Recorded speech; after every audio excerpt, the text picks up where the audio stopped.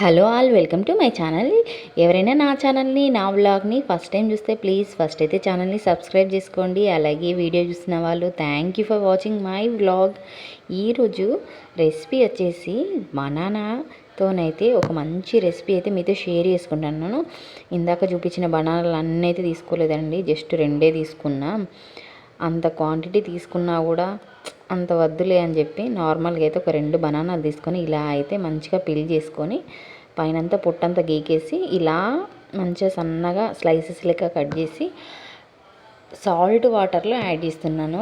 ఇవి ఏంటంటే బనానాలు సాల్ట్ వాటర్లో యాడ్ చేయడం వల్ల ఇట్లా బ్లాక్ అవ్వకుండా ఉండడం కోసం ఉప్పు నీళ్ళల్లో అయితే వేసుకున్నాను. దీనికోసం శనగపిండి, బియ్యపిండి, వాము, ఉప్పు, కారం అండ్ లైట్గా కొత్తిమీర వేసుకొని అయితే మంచిగా కలుపుకుంటున్నాను. అరటికాయ బజ్జీల కోసం. యాక్చువల్గా అరటికాయ బజ్జీలు చాలా వరకు ఇట్లా పొడుగ్గా కోస్తూ అంటారు. నా దగ్గర అంత పెద్ద ప్యాన్ లేదు ఒకవేళ వేంపుకోవడానికి కూడా నా దగ్గర జస్ట్ చిన్నదే ఉంది. నాకున్న వాటికి కన్వీనియంట్గా అయితే ఇట్లా స్లైసెస్ లెక్క కట్ చేసి పెట్టుకున్నాను. ఈ కలిపిన మిశ్రమంలో 1 బై 1 ఒక్కొక్కటి అయితే వేస్తున్నాను. ఇందులో మసాలాలు ఏమి యాడ్ చేయలేదు, నార్మల్ వాము మాత్రమే వేసిన.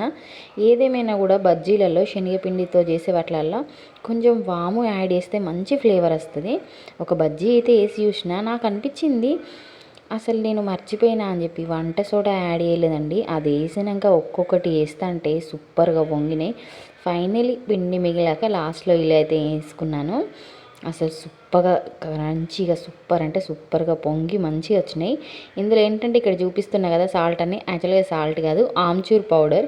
మీలో ఎంతమందికి ఆమ్చూర్ పౌడర్ యాడ్ చేసుకొని తినడం ఇష్టం? నాకైతే చాలా ఇష్టం. ఎనీవే ఇప్పటివరకు వ్లాగ్ చూస్తున్న వాళ్ళు మా అరటికాయ బజ్జీలకైతే ఒక లైక్ చేయండి please. Thank you for watching and do subscribe my channel.